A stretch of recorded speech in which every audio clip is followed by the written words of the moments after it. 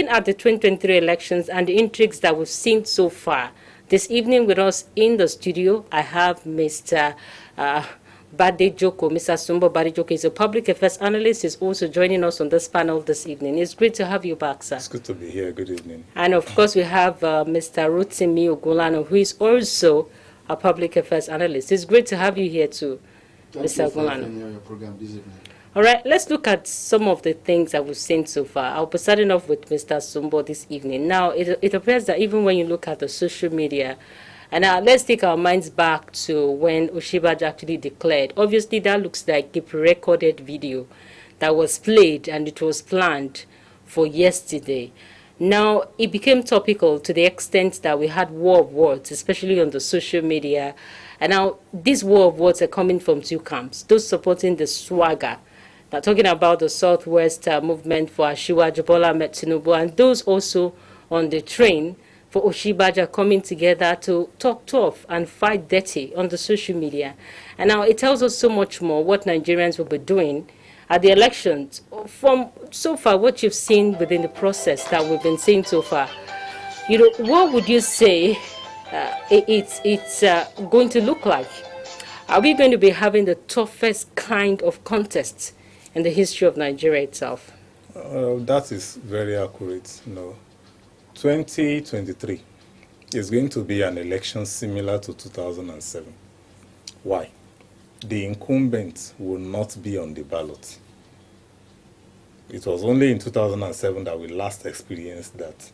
In between, there are 2011, 2015, 2019, the incumbent has always been on the ballot.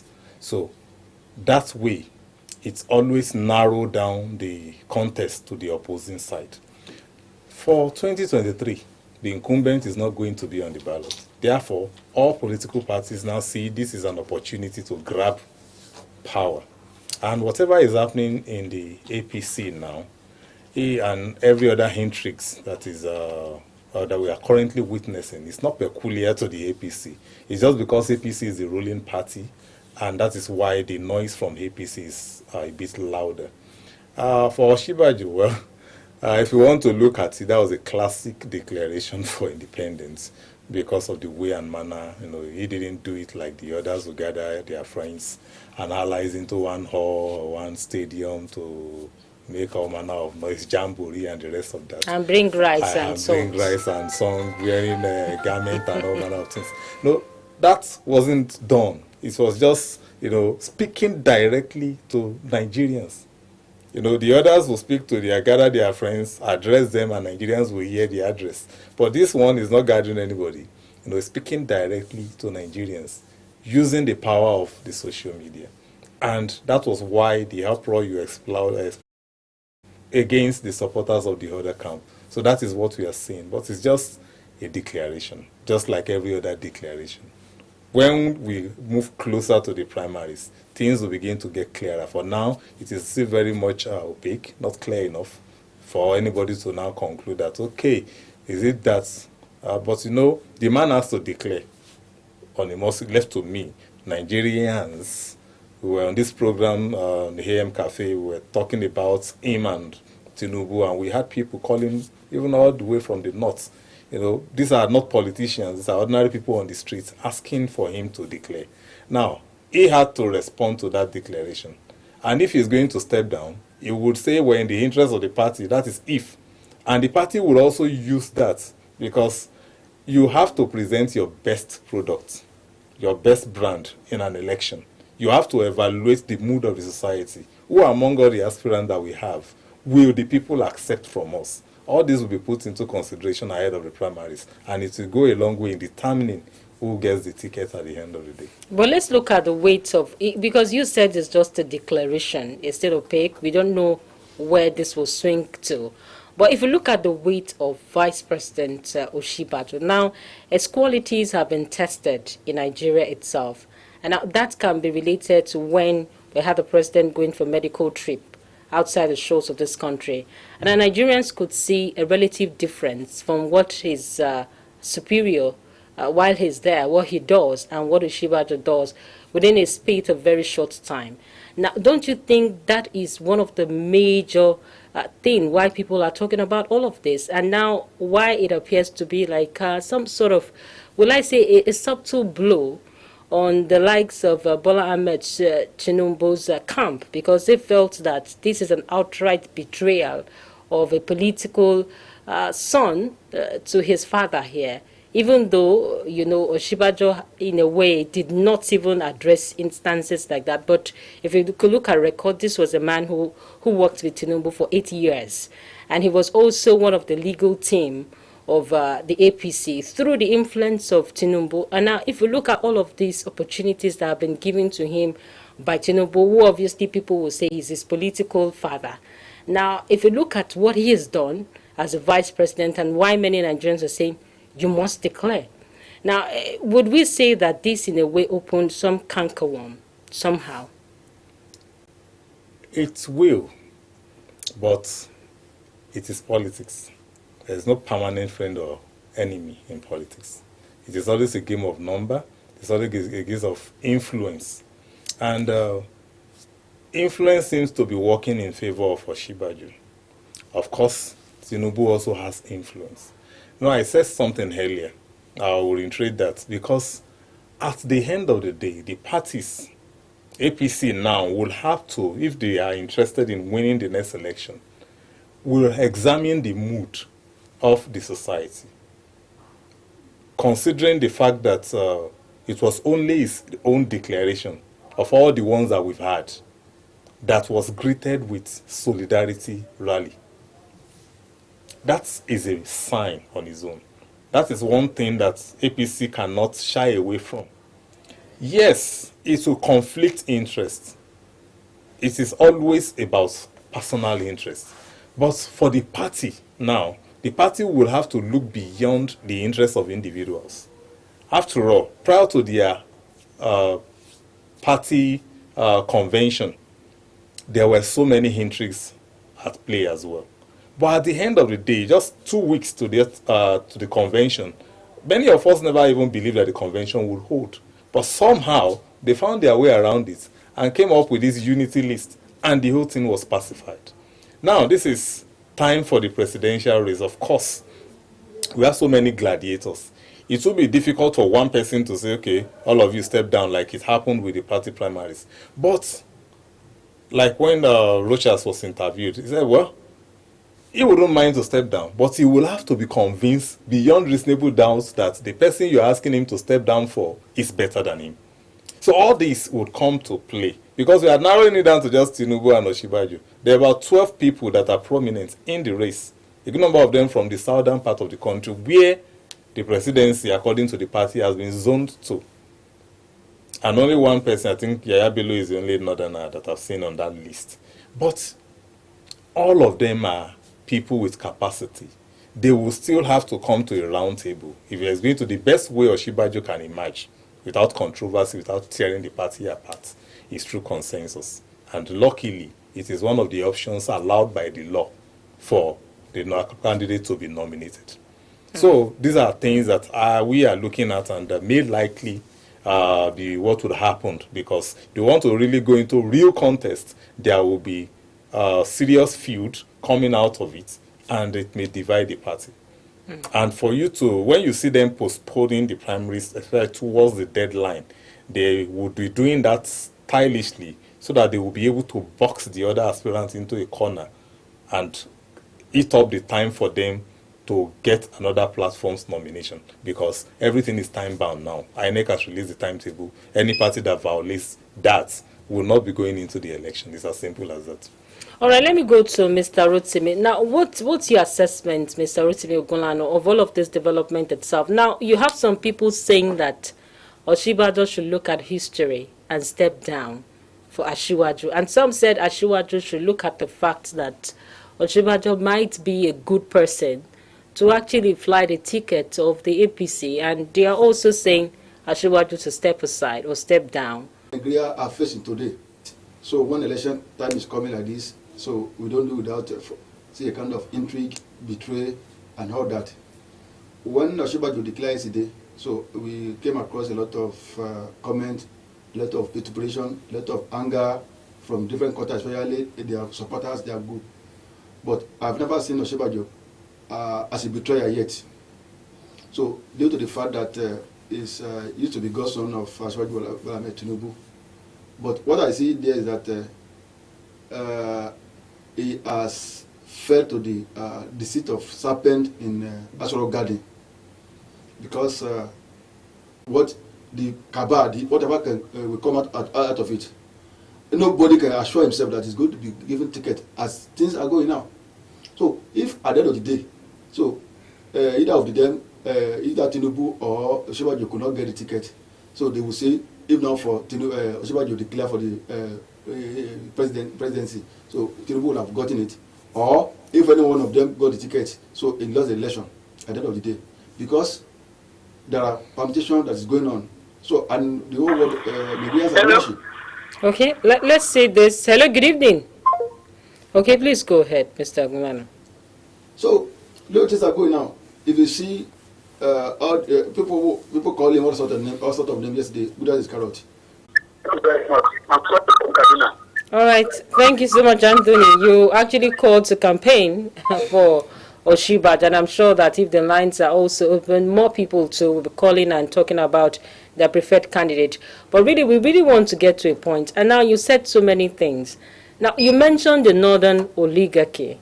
Now, it takes me back to suspicions here that even within the presidency, there are some northern power who does not want the likes of Asiwaju Bola Ahmed Tinubu to be even in the process at all.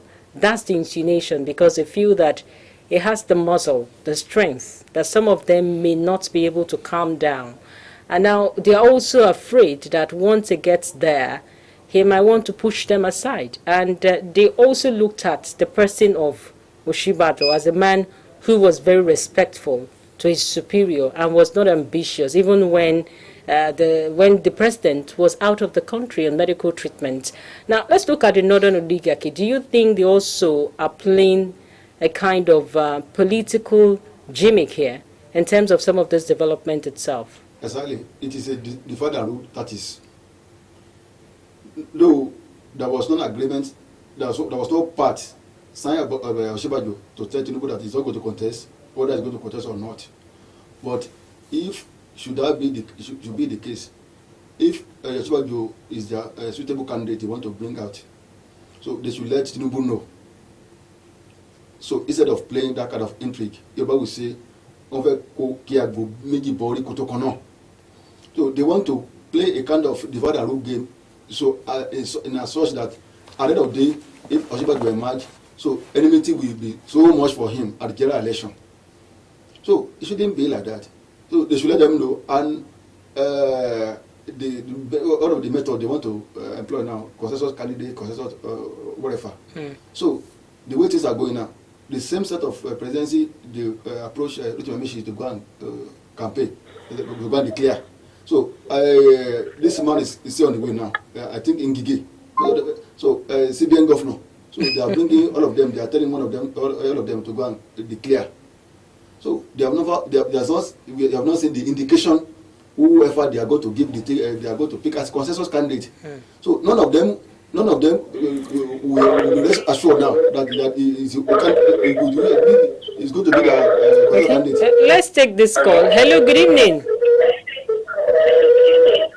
Good evening. My name is Christian, calling for the practice. All right, please go ahead, Kristen. Okay. My suggestion, I think they should allow Mr. Oshibajo to go for the president, because I believe You're talking about the APC now at the primaries. Are you talking about the APC? Yes.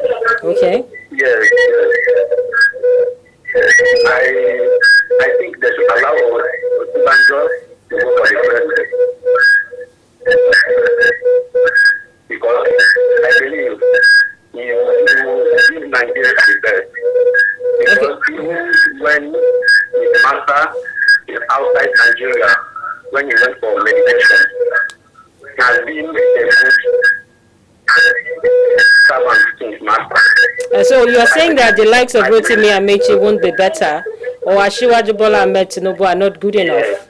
Are you saying that the likes of Bola Ahmed Tinubu Rotimi Amechi, who have also come out, they cannot do well as well.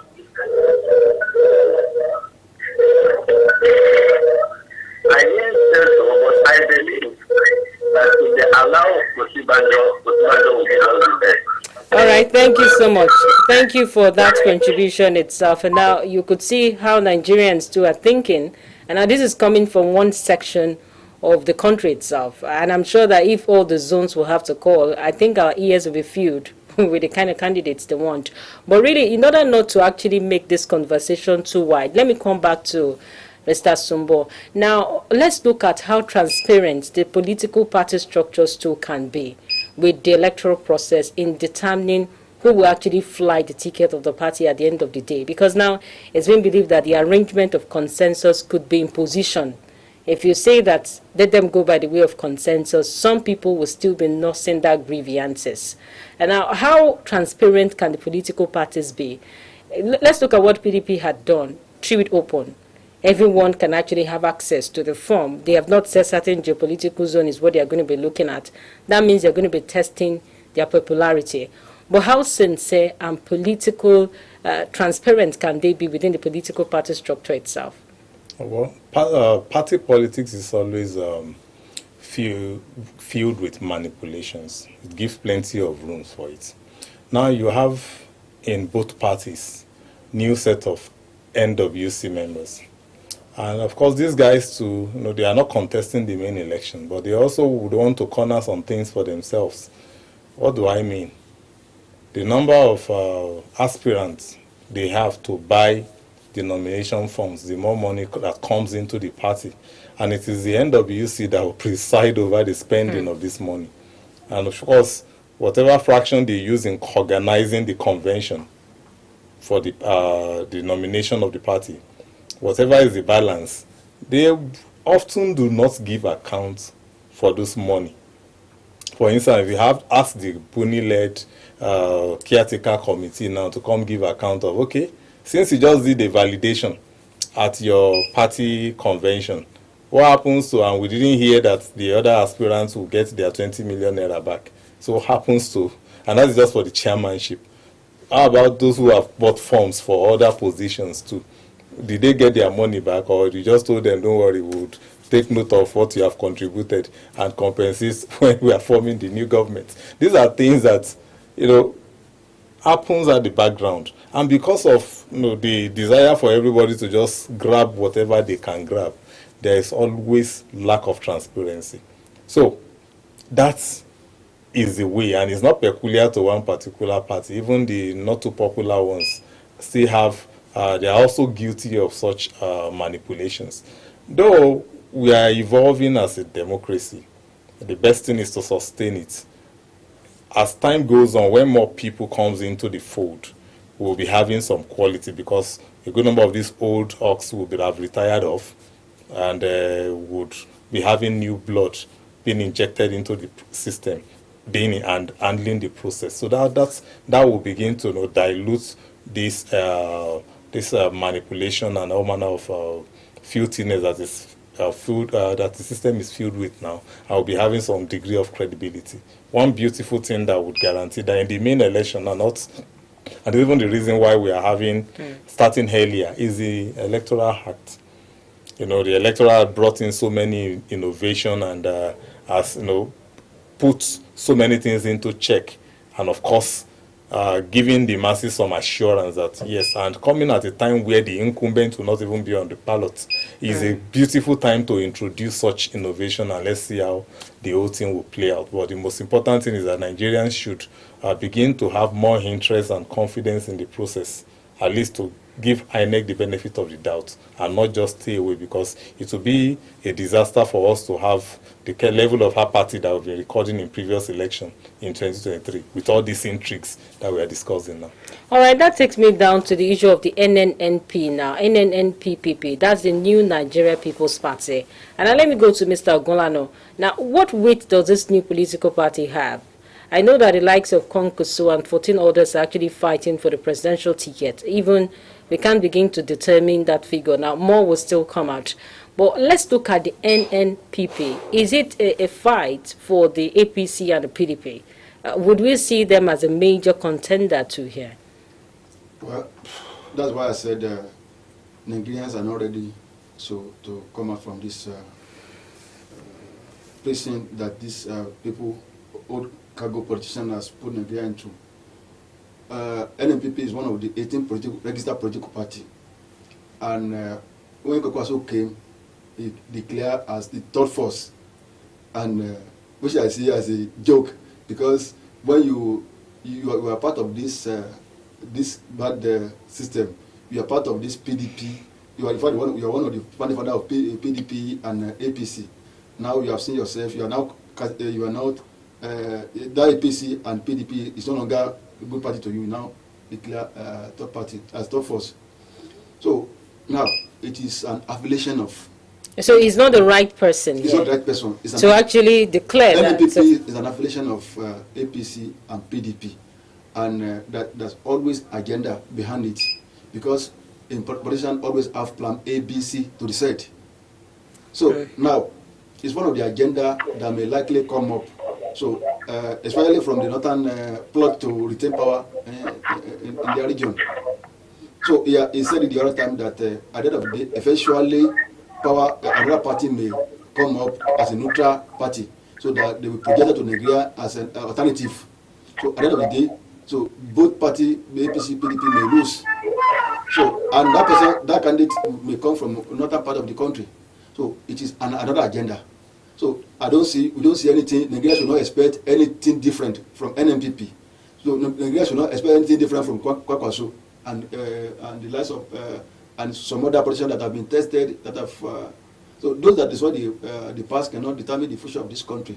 So it's not new. So that Kwakwaso agenda, NPP, so there's nothing new that bringing into the system. So but what is constant is change is constant. But in 2019, we have the coming up of young people.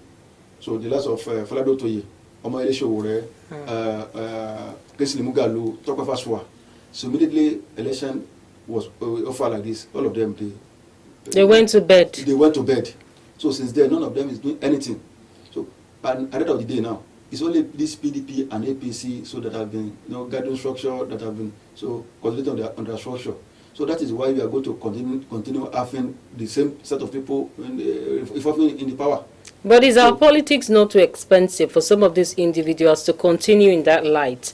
I know that some of them use the social media as a way to project their beliefs and what they think about, what is going on in terms of policies in the country. They might not have the weight to actually be in the face of the people all the time, to pay for editorials, to talk to a press conference. They have to pay some money.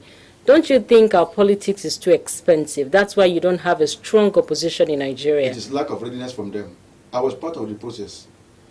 I was part of Take It Back movement. When we started Take It Back movement in 2018, in fact, it's one of the rapid growth, fast-growing movement in Nigeria. It was that movement that metamorphosed into AAC then. So immediately after the election, no, you cannot combine activism with politics. You're talking about Sowore right now. Yes. So immediately after election, what we planned was to start this building the structure. So organizing leadership program, aligning with one of the socialist movement outside the country because of our ideology. So we have this ideology and we want to make it very real. So if we have been consolidating on that one, so we will have seen some other young people, vibrant people, visionary people. It doesn't cost much. Doesn't cost us much. So all we need is publicity, organizing programs. At a point in Ibadan, I was deputy chairman south of the party, and at the same time I was the state chairman. So we have organized a kind of little empowerment program that doesn't cost us much, and we gather a lot of people. We have database. But all of a sudden, we change it to activism. And that activism has not appealed to the young people, because these people, the remote control of young people is in the hand of these people in the power. So had it been consolidated on that activities, and some other young people of last man came together, so we will have... So who do we blame that on? Now, you talk about activism. Now, it's believed that Showore too has that spirit in him. There was a time he was talking about revolution, and that actually cost him and the team a number of huge surprises because the government had to come hard on them. Now, would you say that Showore actually got it wrong here in that instance? It's the best approach, but Nigeria understanding has not ripe to the extent of having that kind of revolution. So the mentality of young people we are fighting for, the word revolution, in fact, they have misinterpreted it to where we are not even talking about. So when it started this revolution, it's a mere protest. Is that not activism that you were complaining about, so that it's not part of the political process? Yeah, that activism I'm talking about is not a peace to the young people, because young people, the religion and ethnicity, poverty has been programmed into the brain of young people. If you say, okay, this is what the government are doing, the language is to take to the street, do the protest. So it's not a peace to young people, to young Nigerians. So what it has been appeals to them is to organize an empowerment program, organize a program that they will benefit one or two things, immediate benefit. So from there, you can now talk to them, they can now listen to you, that this is where we are going. So what the activism could have been the best way to get it right in this country, but Nigerian understanding has not arrived to that extent. Nigerian, the mentality of young people. So with combination of that activism with our political orientation, so could have been the best way. But he was crucified. So that activism, that revolution now was crucified by the people in power. So they turned it to another thing. They changed it in the direction. They said that he want to topple the government. So, and they know the process of toppling the government. When the present president of this country, when he wanted to topple government in 1983, so it was not placard he used to topple the government. All right, before I go back to Mr. Sumbo, you are part. Let's take Showore for instance. He was part of the elections, and Nigerians saw him in the light of a political juggernaut who is trying as much as possible to be part of the process. And now he just decided to say, let me also use that venue to say I want to call for social justice. Now, these are two things. Nigerians feel that he has his hands already tainted in politics, and at the same time, you cannot say you're a freedom fighter. These are two different things, because he's also contested for the elections and he failed at the polls itself. And the Nigerians saw that as a sort of grievances against the states. Now, don't you also hold that belief? Because he's not coming out to say, I'm actually saying I'm going to ensure that there is a new dawn in terms of development in the country without taking part. But now he took part in the political process of the country, but he did not win the elections. And now people saw that as a way of actually getting back on the government. But don't you think that's why it failed, that it never got any progress at the end of the day? It's a misconception by the Nigerians. Buhari, the president of this country, has been contesting as far back as 2003. At a point in 2003, when he lost election under APP then, he organized a rally in Kano. In fact, at that time, the police shot tear gas. It was that cannibals of that tear gas that led to the death of Shuba Kadibo. The Inspector General of Police then castigated them that they should go and arrest them. It was Femi Falana, so they charged them to court, and the court declared that there's no crime in a peaceful protest. So telling us the president of this country, Muhammadu Buhari, was passed through the same way. He contested and lost election, and he organized the protests. But did he say revolution? Did he say he was going to declare? In 2011, they called the revolution. He was one of those people that take to the street in Abuja during the subsidy, when insecurity. The Power Yegun was there. All of them, they were on the street of Abuja. So and he has been contested, and he lost election. So it is. We can never take that. For the fact that the reason, if you are social justice, if you want to change your society, if you want to change your environment, so if you don't have political power, you cannot do anything. Little you can do. So that's why you already deem it's very important that if you get to the power, all this our ideology, all this what we have for this country, so we'll be able to implement it. But Nigeria, unfortunately, Nigerians are not ready. So Nigeria are not ready to listen to his expectation. So until what it started happening with all of them. So can you imagine, we never had it bad, insecurity bad to the extent that people will be clamoring for decision. So that is why it's one of the points that people were discussing yesterday. If any one of these aspirants under APC want to leverage on the achievement of Muhammadu Buhari, I don't think Nigeria will take that person as a serious candidate, because everybody have seen the failure on ground. So, and somebody will now say, okay, I want to continue the achievement. Okay, let me quickly go to Mr. Sumbo. Do you see it in that light? Now, would we say that this administration is a total failure?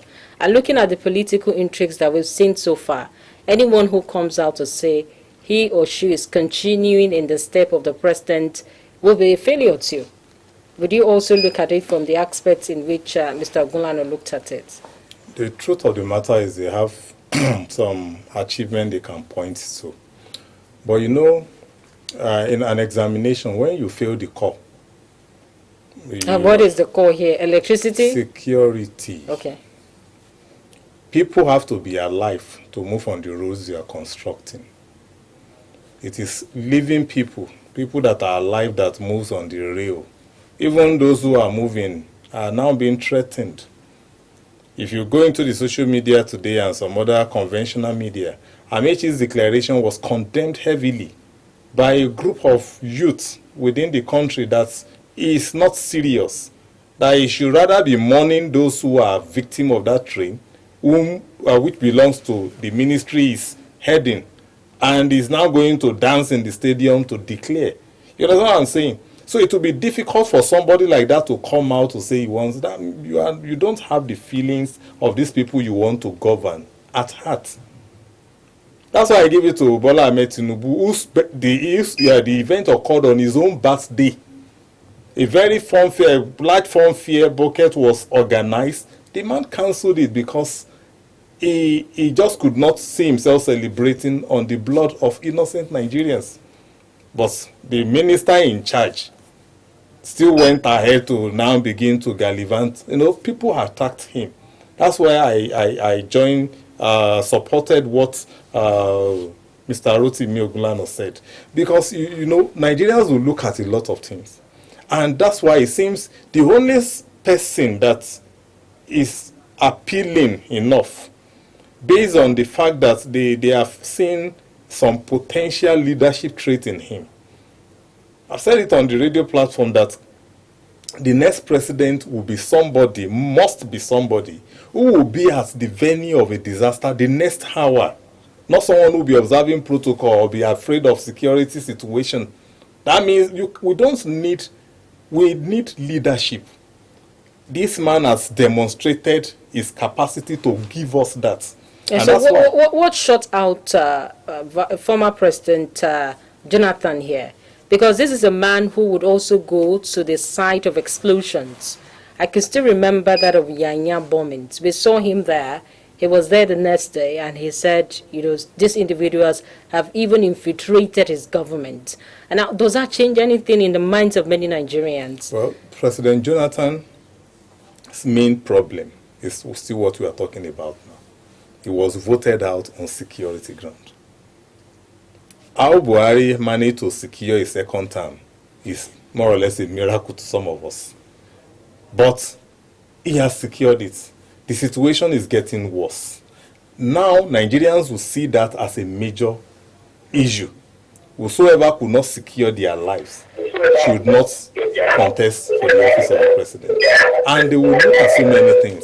Whichever political party the president is coming from, how you promise or how you propose to handle this issue of security is going to be very important, because put all the infrastructures there, like they are claiming to be doing, we can see some evidence. But when you don't, and you need to sanction, the military is so infiltrated with all manner of, I don't want to use that word for them, because they are even embarrassing the nation. Because you want to make money and you will not do the right thing, embarrassing the institution and the nation at large. How can less than 3,000 people be terrorizing the entire 200 million people? And our military cannot say they outnumber them. All right, sir, we just have to have your words. Hello, good evening. Hello. Yes, please. Good evening. What's the name and where are you calling us from? Yes, so I'm here contributing to your program. Please, what's the name and where are you calling us from? Come up. I am Alonso T. Richard from Nguru, USA. Okay, please go ahead. Yeah. Yeah, I said it is time for the young ones to rule as it has been professed. So all these old men like Tinubu and whoever that has to fall on his line should go and rest and be a statesman. They should advise the young ones on how to move this country forward. The postponement of the celebration during that day has nothing to do with leadership of Nigeria. Yes, you should go and rest. That is my say in this program. Are you saying that the young person should sleep and wait for power to be delivered to them? Shouldn't they also go out on the field to fight? Okay. They should be the ones to rise up and rule now, not people like Alex Tinubu or the likes of them. Thank you. All right, thank you, Aloysius. All right, well, that's his opinion there. But he said that the young persons must rise up. I think it has to do with also them participating, because it's believed that power will not be delivered to you. You must fight for it. All right, we're actually talking about the military and now how much more they have compromised. Yes. Now, what has been the major problem? Are we saying that the military organization or the setup in Nigeria has been politicized? Heavily, and they have their own personal interests that they are protecting. They have made themselves an instrument. I mean, the echelon. It's not, you can't trace it down to the rank and file, but those who are commanding officers. A good number of them should just, I'm appealing to their consciousness now. You know the right thing to do. Stop using equipment as excuses. You may not have the superior weapon, but you have superior skills. Deploy that and end this insurgency. And stop embarrassing the nation by not doing your own responsibility. You sought to defend the territorial integrity of Nigerians. Are you defending it? So, and the commander-in-chief too, you understand? I don't know how someone will not be so ashamed that the people killing are members of your clan, and you could not see any reason to take a hard stance. Address it so that people would know that, okay, it is not really that you are supporting them, but keeping mum all the time. These are things that are making Nigerians angry with this administration. You can see my own emotion too has changed, because it is really embarrassing to a country that the military has gone out for peace mission and come back with accolades, to now find it difficult to address local issues. Are you saying that those miscreants under 20, 25 years of age are more gallant than our experienced military officers? No.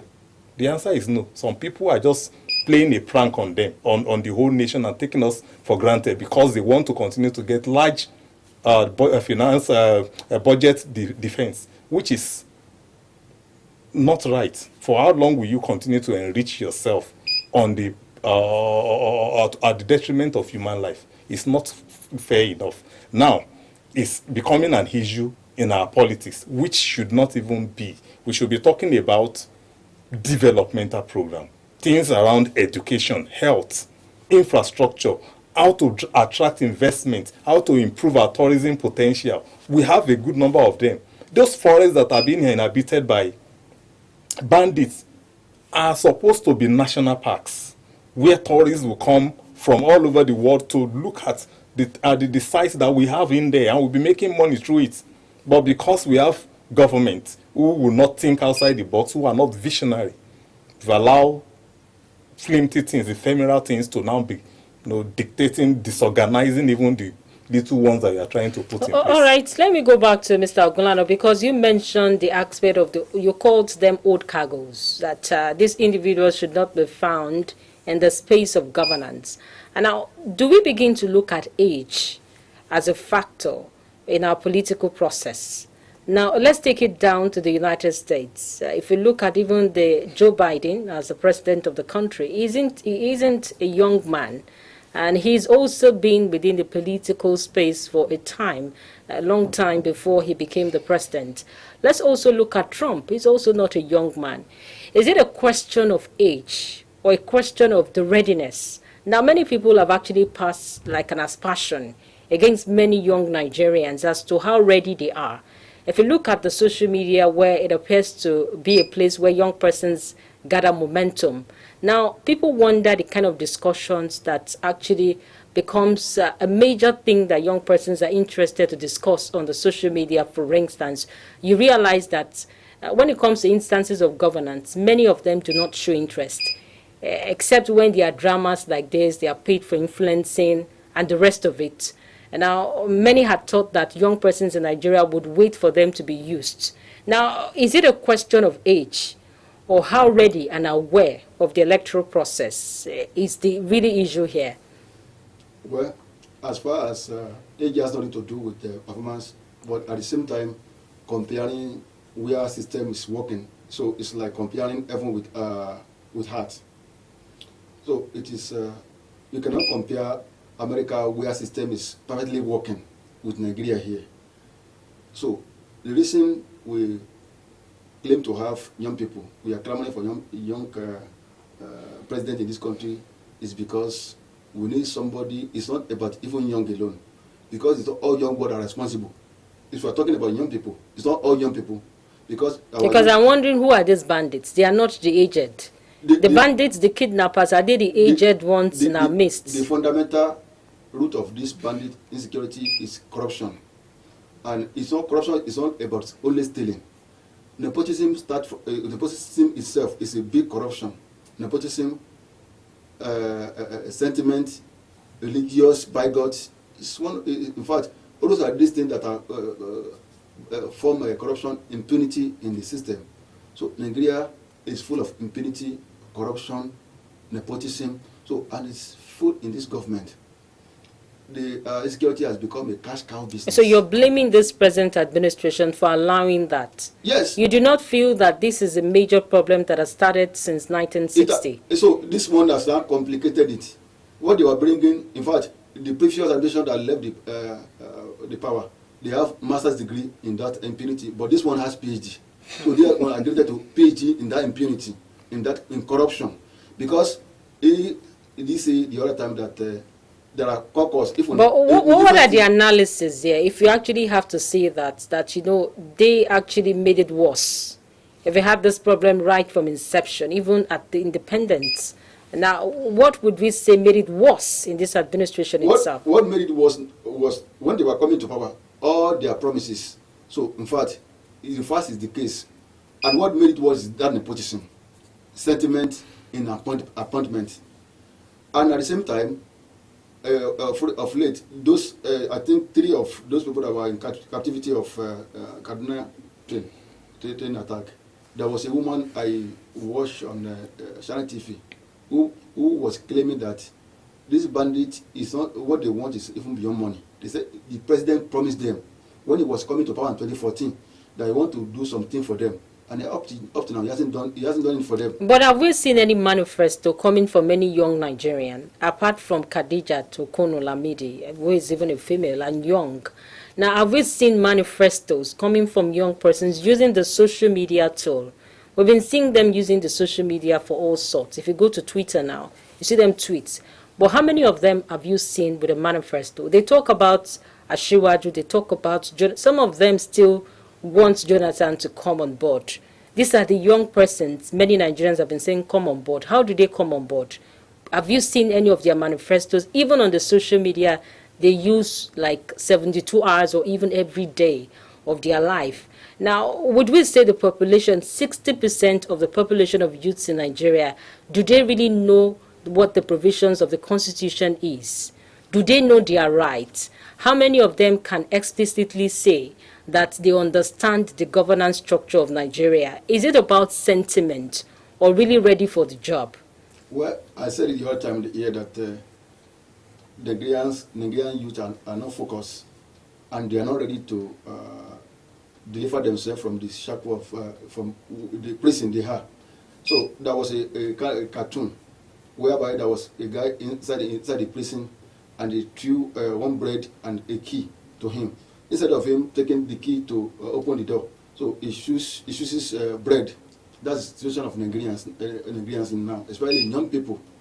In 2019, instead of young people to be coming together, so come with the idea how to transform this nation. So all of them, they went to bed to go and sleep now. Another election is coming now. It's only these same people, this same set of people, old one that we are condemning. So that means young people are not ready. So they're not ready to deliver themselves. And it's all young people that are responsible. Out of the only young people that we can see among these people that have been declared so far in APC. So it's one of the worst governors in Nigeria. One of the worst APC governors we have in this country. And we call him young people. And what's the person? Yeah, who are you talking about here? Yeah, Bello, the Kogi state. It's one of the worst who has accessed his state. So it's all young people that are responsible. So there are few of them, and the few one have been lost confidence. That's why we see people are desperately leaving this country every day. So they don't look at the number of people that are medical doctors that left this country between 2019 and. Okay, let me come down to Mr. Sumbo because we have to go. Now, do you agree to an extent that it's not a case of the young persons now being given the opportunity and the opportunities are there, they're grabbing it? What do you think is a solution? That is one narrative that makes me laugh. Why? I just laugh. How old was Ojikalu in 1999? How old was Donald Duke? How old was Niyi Adebayo? You understand? How old was Chukwuemeka Chikelu when he became the Minister of Information? You understand? How old was Fayoshe at his first term? We've always had young people contesting. How old is the Speaker of Oyo State Assembly? Look, it is not a matter of bringing the young people up. The young people always have opportunity. Even those that we do not know. Nobody knew the Speaker of. We just saw him emerge, and suddenly he's the Speaker. And we begin to, we have a 30-year-old Speaker there. At least he was the youngest. He's still the youngest speaker in the whole federation. There is no argument around there. The problem is that our democracy is